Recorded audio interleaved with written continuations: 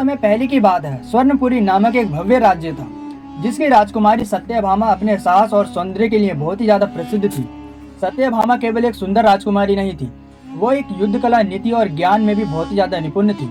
उनके राज्य में सुख शांति थी, परंतु एक दिन संकट के बादल घिर गए। उत्तरी दिशा के अंधकारमय वन से एक भयंकर दैत्य निकला। कालकेतु स्वर्णपुरी पर चढ़ाई करने निकला।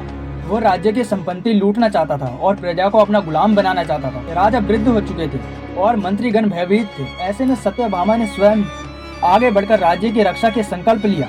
उन्होंने घोषणा की, स्वर्णपुरी की रक्षा मेरा धर्म है, मैं कालकेतु का सामना करूंगी। सत्यभामा ने योद्धाओं की एक छोटी लेकिन वीर सेना तैयार की।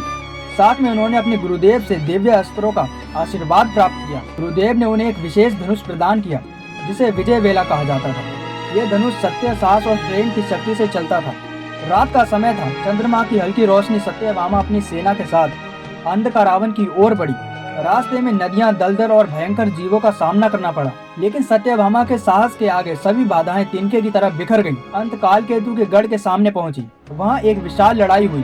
कालकेतु अपनी मायावी शक्ति से डर फैलाने लगा, पर सत्यभामा ने विजय वेला धनुष से एक दिव्य बाण चलाया। बाण आकाश में चमकते हुए कालकेतु के अंधकार को भेद दिया और उसकी मायावी शक्ति नष्ट हो गई। कालकेतु ने हार मान ली और सत्यभामा के चरणों में आकर क्षमा मांगी। सत्यभामा ने उसे दंडित नहीं किया, बल्कि उसे सत्य और सेवा का वचन दिलवाया। कालकेतु ने प्रतिज्ञा की कि वो अपना जीवन अब अंधकार फैलाने की बजाय प्रकाश फैलाने में लगाएगा। सत्यभामा जब स्वर्णपुरी लौटी तो पूरे राज्य में पुष्प वर्षा की और उनका स्वागत किया गया। राजा ने उन्हें स्वर्णपुरी की रक्षक की उपाधि दी और घोषणा की, सत्यभामा अब राज्य के सभी महत्वपूर्ण निर्णयों में सहभागी रहेगी। सत्यभामा का यह अभियान न केवल स्वर्णपुरी की रक्षा का प्रतीक बन गया, बल्कि आने वाली पीढ़ियों के लिए एक प्रेरणा भी बनी कि सच्चा साहस बाहुबल में नहीं, बल्कि सत्य, धैर्य और प्रेम में निहित होता है। तो दोस्तों, ये कहानी आपको कैसी लगी कमेंट करके जरूर बताना और ऐसी ही स्टोरीज देखने के लिए हमारे चैनल को सब्सक्राइब करना बिल्कुल भी मत भूलना।